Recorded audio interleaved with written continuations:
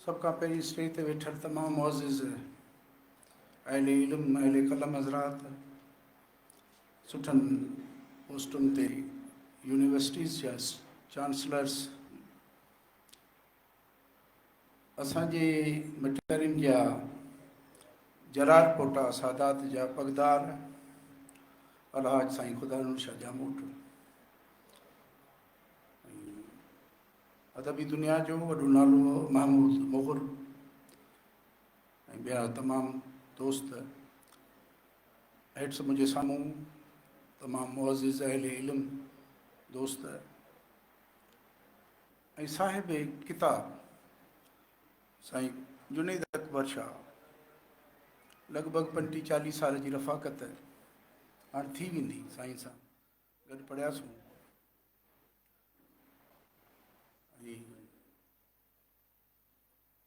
साईं शुरू खां तमामु तिखो, जीअं पाण सिंधी में चऊं, सिखण जो, वरी उन खे दोस्तनि सां शेयर करण जो फ़न ऐं कुवत साईं वटि घणी हुई।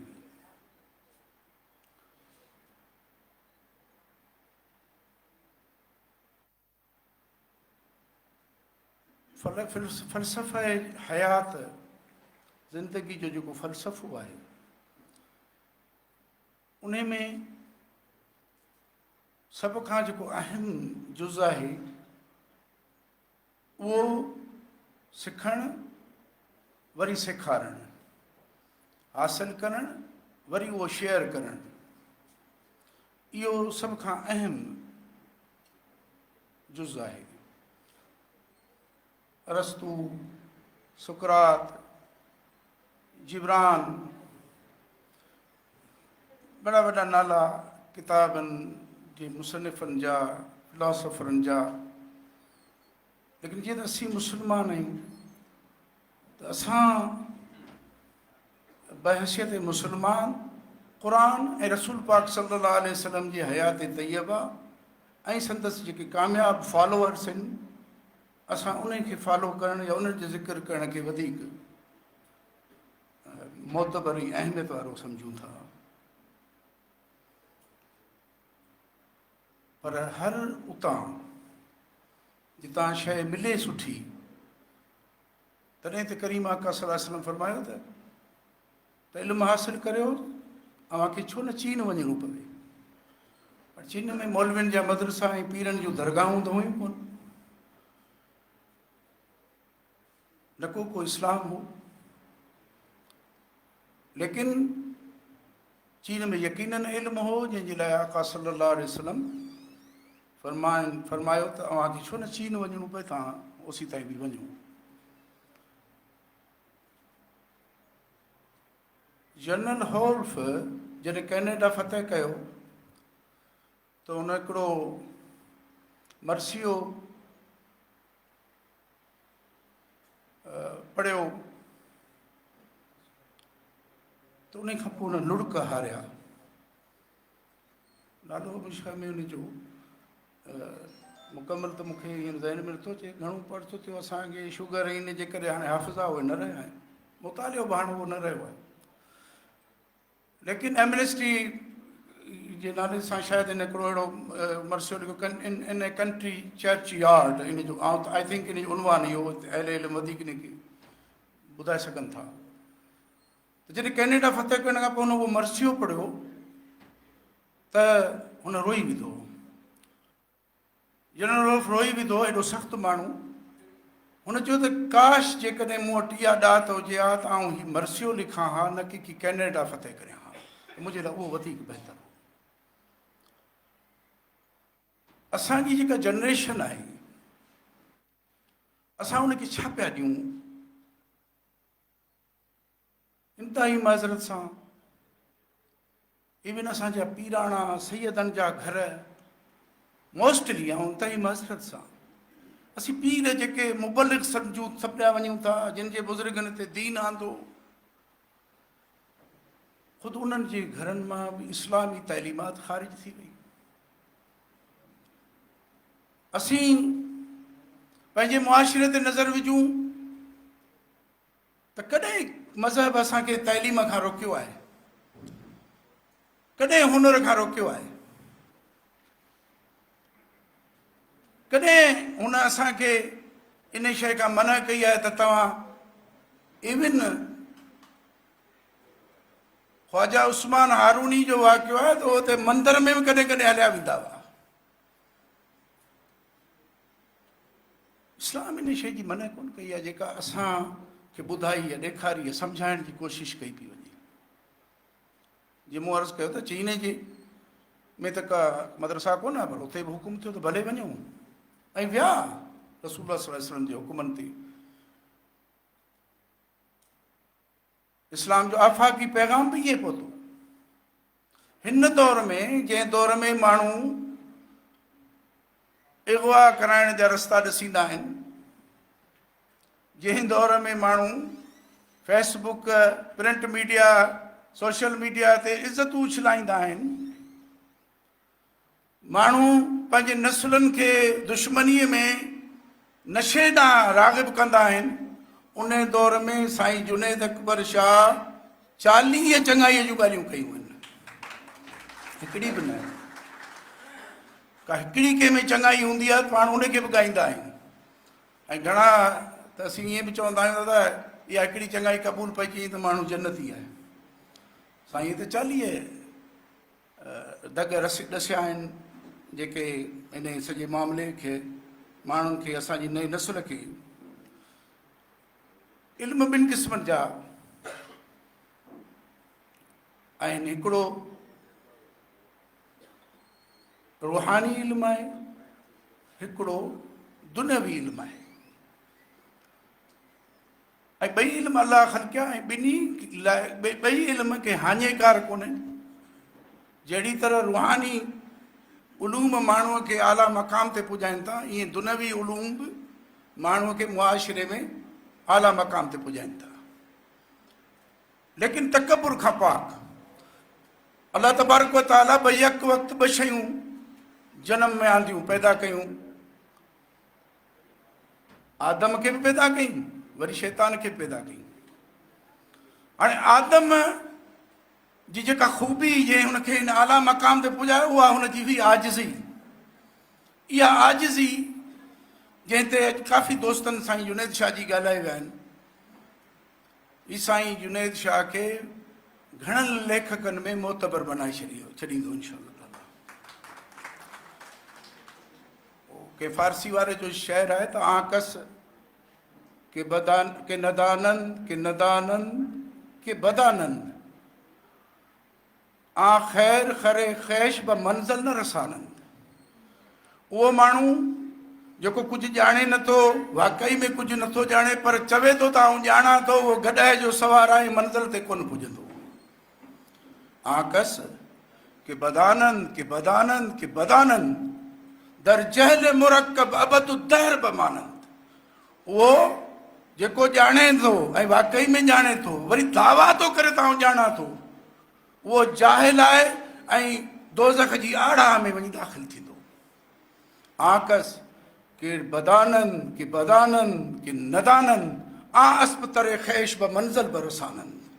उहो जेको ॼाणे थो ऐं वाक़ई में ॼाणे थो, पर चवे थो त आउं कुझु कोन थो ॼाणा, उहो भले घोड़े जो सवार आहे, मंज़िल ते पुॼंदो। साईं जुनैद अकबर शाह पंहिंजी इन क्वालिटी सां जेतिरो ख़ामोशीअ सां साईं सिखियो आहे, उन जो दलील अॼु साईं जे हिन किताब जी सूरत में मौजूदु आहे, चिटो ऐं सिधो। असां मुआशिरे खे रुगो मस्जिदूं ॾियण जो ठीको कोन खयो आहे। माज़रत सां जाम आहिनि मस्जिदूं। निमाज़ियूं बि आबाद आहिनि। आउं पंहिंजे दरगाह तां निकिरंदो आहियां, कराची ताईं वेंदो आहियां, ऐं चवां थो त मदरसनि खां ॿाहिरि ऐं मस्जिदुनि खां ॿाहिरि किथे इस्लाम मूंखे नज़र नथो अचे। उन जी वजह छा आहे? उन जी वजह जे तव्हांखे ॻोल्हणी आहे त साईं जे हिन किताब में पाण खे मिली वेंदी आहे। त असां पंहिंजी जनरेशन खे, ऐं ख़ासि तौर ते हीअ जेके असीं पसमानदा माण्हू आहियूं, पसमानदा इवन पसमानदा ज़हन जा माण्हू आहियूं, असां छो त साईं इन्हनि पीड़ाइनि मां गुज़रियो आहे। साईं को वॾो माण्हू कोन्हे। साईं जो वालिद किबला साईं हुसैनी शाह मरहूम, सैयद सादा माण्हू, ज़मींदार त सुठो आहे, को बुखिया कोन आहे, पर उन लेवल जो ज़मींदार जेको हुई।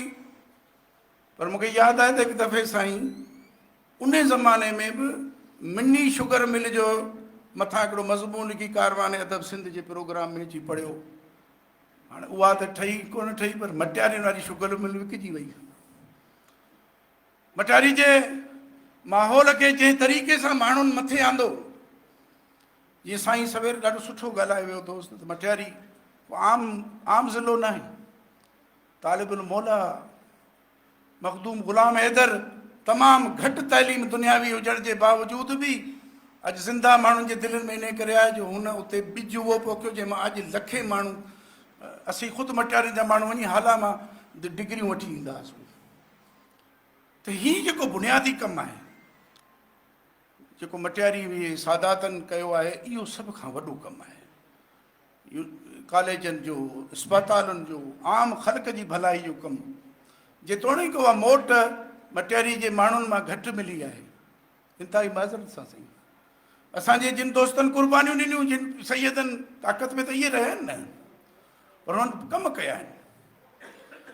उन जे भेट में इंतिहाई माज़रत सां फोटो सेशन जे ज़रिए त शख़्सियतूं ज़िंदा आहिनि, पर जिन अमली तरह सां कमु कयो उन्हनि जो ज़िक्र तमामु महदूद थी वियो आहे या थींदो पियो वञे। ऐं साईं जुनेद शाह तव्हांखे मुबारक ॾियां थो, तव्हां बिल्कुलु वॾो कमु कयो आहे। हिकिड़ी चङाई न, 40 वॾियूं चङायूं माण्हुनि खे ॾसियूं आहिनि, जेके आउं सम्झां थो त हिन जो उर्दू में तर्जुमो बि थियणु घुरिजे। ऐं आउं सम्झां थो त जीअं साईं सवेर ॿुधाए विया त साईं जिन त यूनिवर्सिटीज़ में स्टूडेंट्स खे, कॉलेजिस में, ऐं घटि में घटि आऊं त इहो बिल्कुलु पंहिंजनि पुटनि खे चवंदुसि त बाबा ही कॉपी वठो ऐं इन खे पंहिंजी ज़िंदगी जे तजुर्बे में शामिलु करियो, छो त हिन में बिल्कुलु ख़ैर ख़्वाही जूं ॻाल्हियूं ॾसियल आहिनि, आम माण्हू जूं ॻाल्हियूं ॾसियल आहिनि। पढ़ियल लिखियल नौजवान जे लाइ राह ॾेखारी वई आहे। माण्हू सही राह भटकाईंदा आहिनि, ॾस पतो सवलो कोन ॾींदा आहिनि। हिन पेट्रोल जे महांगाई जे दौर में अहिड़ो ॾस ॾींदा जो 2-3 लीटर वञो चट। साईं पंहिंजे हड़ऊं वड़ूं, हिन किताब लिखणु सवलो कोन्हे। आऊं 1982 खां शाइरी करियां, पर अञा ताईं किताब कोन आणे सघियो आहियां। तमामु ॾुखियो कमु आहे, ऐं ज़िंदा किताब रहंदा। जीअं कोरोना वायरस आई न, माण्हू धड़ा ईअं ओचितो को वायरस आयो तव्हांजे कंप्यूटर में हर शइ उॾामी वेंदी, पर हीउ किताब कोन मरंदो। मूंखे कंहिं तफ़सीर में किथे मूं पढ़ियो हो कंहिं ज़माने में त हीअ जेके असाबे सुफ़ा, असाबे काफ़, उन्हनि जो वाक़ियो सिर्फ़ु ज़बानी कलामी न हो। जॾहिं 300 साल खां पोइ हिकिड़ो माण्हू भर जी बाज़ार में अचे थो ऐं उहो उन ज़माने जो नोट कढी या सिक्को कढी जॾहिं मार्केट में ॾिए थो त उहो हिकदमि सुञापजी वञे थो बिना देर जे 300 साल खां पोइ। त अहिड़े इल्मु चवनि था त इहे शयूं तहरीर थियल हुयूं, ऐं हर ॿार जे माना उन वक़्त जे जेको क्लास आहे, स्कूल सिस्टम हो, जेको बि निज़ाम उन में उन्हनि ॿारनि खे इहो पढ़ायल हो त हीअं हिकिड़ो वाक़ियो थियल आहे। हिन क़िस्म जा माण्हू, हिन दौर जा माण्हू लापता आहिनि, जिन जी ॻोल्हा जारी हुई, ऐं उनखे 300 साल गुज़री विया।